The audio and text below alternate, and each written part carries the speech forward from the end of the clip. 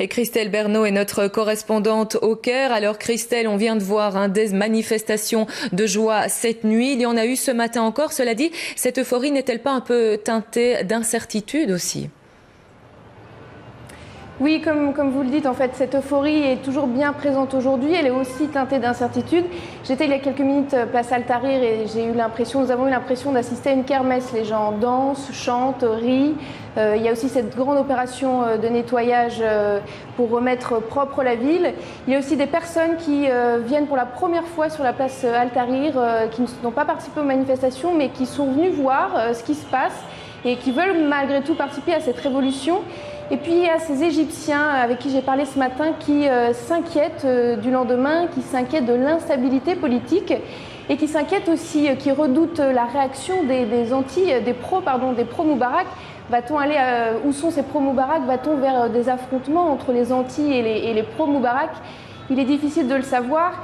Et d'autres Égyptiens m'ont dit, oui, peut-être que ces Égyptiens-là ont peur du lendemain, mais nous sommes sûrs que demain ne peut pas être pire qu'hier. Et pour l'instant, Christelle, c'est toujours l'armée qui reste maître du jeu ? Oui, c'est toujours l'armée qui est maître du jeu. Alors on voit ce matin l'armée qui déblaye les voitures brûlées lors des affrontements. On voit aussi que l'armée a quand même allégé les barrages. On peut se rendre plus facilement sur la place Al-Tahrir. Mais elle est toujours présente. On assiste à des scènes de fraternisation depuis hier soir. J'ai pu voir par exemple des militaires sur un char qui prenaient des enfants dans les bras. On voit les Égyptiens qui prennent les militaires dans leurs bras. Donc on sent vraiment une fraternisation entre la population et l'armée, mais malgré tout, le rôle de l'armée reste incertain.